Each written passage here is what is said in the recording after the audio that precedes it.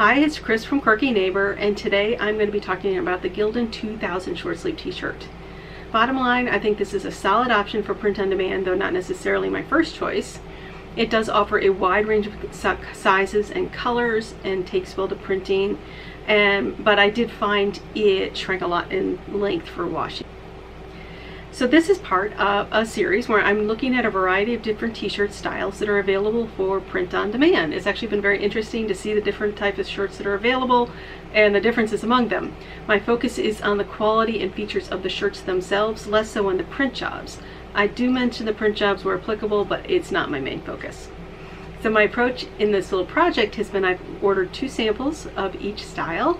I get them in the men's or unisex extra large, one white, one black, or the closest equivalent available in the style.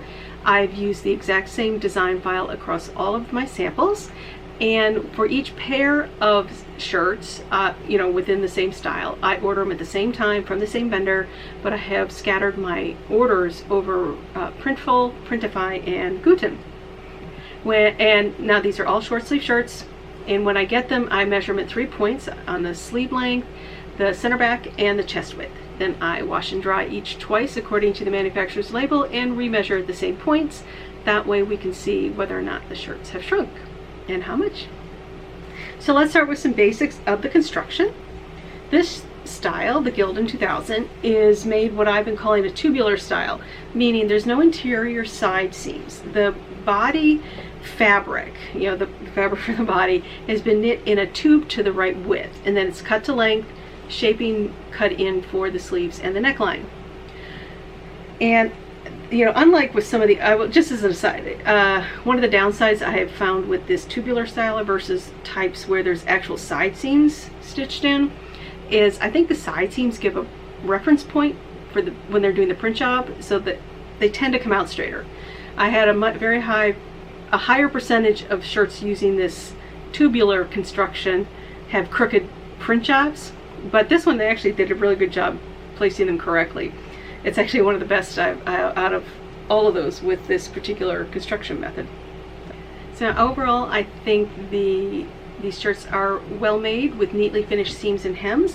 One nice touch I noticed is, unlike some of the other shirts where the only place you get the top stitching around the collar is in the back, it's not going to focus for me, where it's holding in place this taping. On this particular style shirt, they took the top stitching all the way around the neckline, including around the front, which is a nice quality touch, I think. Now the length of both in the body and in the sleeves was shorter than average, I found, within my test group, while the chest width was about average within the test group.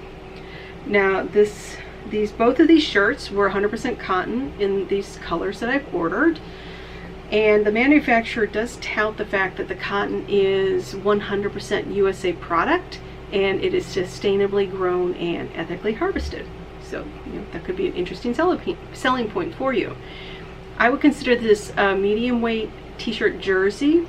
Now I did find it kind of slightly rough to touch, and it didn't really soften with washing, but at the same time it doesn't seem cheap or flimsy. Now the surface roughness that I just mentioned is visible as little slubs in the fabric, and when you look at it closely, but it didn't seem to have affected the print quality.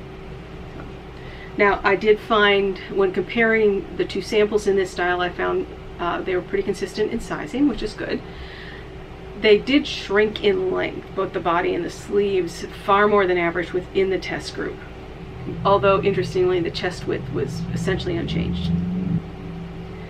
I did notice like a twisting within the sleeve hem of the white shirt after washing and drying. Let's see, I'm not sure if it'll show here.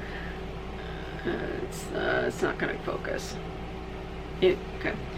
It's not unusual with the double needle stitching that you get on a lot of t-shirt sleeves to get what's called tunneling, where it contracts a little bit and makes a little ridge around the sleeve. It's not unusual, but what I did find is it seems almost like twisted within it, and there's a couple things, different things could have caused it, but generally yeah, I think there were some slight issues with quality control at the manufacturer. Really, I mean, this is really minor, and I think a lot of people would not even notice it, but I felt I had to mention it. Now, the manufacturer claims up to 60 colors available in this style, but I will say at the print-on-demand suppliers I've been looking around at the time of recording, the most I could find was 23 colors. But it is still one of the larger color ranges out there, and it includes a lot of classic colors with what I would consider kind of broad appeal. The unisex sizing is really good, and because it runs from small to 5XL, which is definitely one of the more extensive at the larger end of the range that I've seen. The white shirt of my samples is what I would call a bright white. Not sure. Yeah. And then the black shirt is like a very true shade. That makes sense. It where's the front? Here we go. With no hint of skewing toward brown or gray, any gray cast. Now the pricing is interestingly, it's at the lower end of average within my test group. So at least at the time of recording. So while I'm personally not a huge fan of the surface texture, I do think it's still a solid option for a print-on-demand business. I think it's priced well for the quality that you get, and has a great range of colors and size options that you can offer your customers. So I hope this was helpful, my little review here of the Gildan 2000 t-shirt. And thanks for watching. If you're interested in some of the nitty-gritty details of the before and after measurements, some close-up photos, take a look at the link in the description box below, and you'll find a link to a post on my site with all that info. Thanks for watching, and hope to see you next time.